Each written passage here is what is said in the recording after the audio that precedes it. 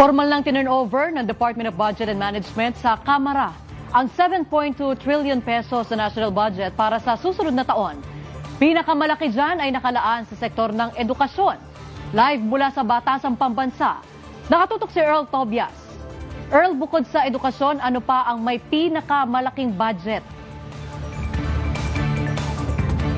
Yes, Zarina, 6% na mas mataas yung proposed National Expenditure Program para sa 2027 kung ikukumpara sa kasalukuyang budget ngayong 2026. Pero Zarina, ang pinakamalaking balita, meron na po ulit budget para sa flood control projects sa 2027. 107.4 bilyong piso ang ilalaan para dyan. At ngayon pa lang, dinidiin na ng Department of Budget and Management at ng Kamara na wala silang palulusutin na ni isang ghost flood control project. Paliwanag ni DBM Secretary Kim De Leon, hindi nakakayanin kung hahayaan lang na nakatiwangwang ang mga nasimulan ng verified flood control projects. Pero para hindi na maulit ang malawakang corruption scandal noon, babantayan ng DBM at DPWH ang proyekto mula sa pagre-release ng budget hanggang ito ay matapos. Hindi naman din po natin po pwedeng pabayaan yung mga naumpisahan na kasi mas matindi po yung vetting na ginawa namin. Properly identified, properly tagged ang location ng mga projects, duly supported ngayon pa lang ng actual program of works ang mga ito upang masiguro natin na hindi ito magiging mga ghost flood control projects kapag ito ay naaprubahan ng Kongreso. Babantayan din ni House Majority Leader Sandro Marcos kung strikto bang nakabase sa Project NOAA ng University of the Philippines ang mga itatayong flood control projects. Ayon kay House Appropriations Committee Chairperson Micaela Swansing, sa Project NOAA kasi nila ibabangga kung dapat ba talagang pondohan ng anumang flood control sa isang lugar. Naglaan po tayo sa ilalim ng 2026 GAA ng 1 bilyong piso para sa Project NOAA. At bakit po natin ginawa yun? Meron po kasing mapping ang Project NOAA na makikita natin sa kanilang website. Kung ang isang lugar ba ay nakatag bilang red zone, orange zone, or yellow zone. Base po sa gaano po kadelikado yung lugar na yon na magkaroon ng baha.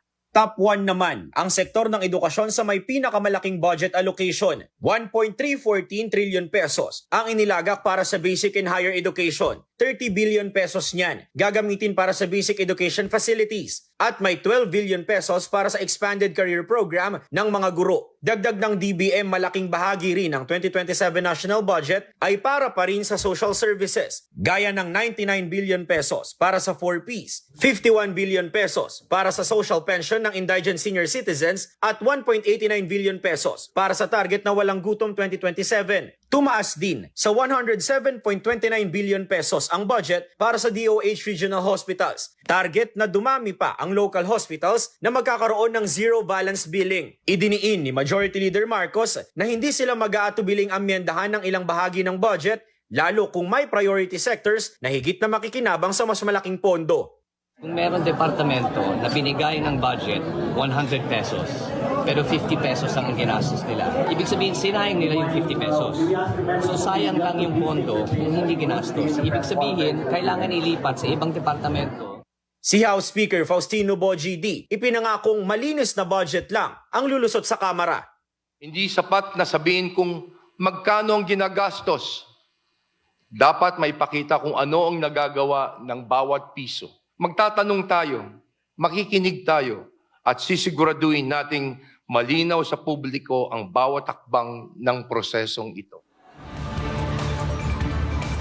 Zarina, sa Lunes, August 17, simula na agad ng deliberasyon dito sa Kamara. Magsisimula yan dito sa Development Budget Coordination Committee o yan po yung komite na responsable sa pagbalangkas ng proposed 2027 NEP na nagkakahalaga nga ng 7.2 trillion pesos. Target ng Kamara na matapos ang House version ng panukalang budget susunod na taon sa October 9 o bago yung kanilang session break. Ang Senado naman kanina natanggap na rin ang kopya ng National Expenditure Program para sa 2027. Balik muna sa inyo. Maraming salamat, Earl Tobias.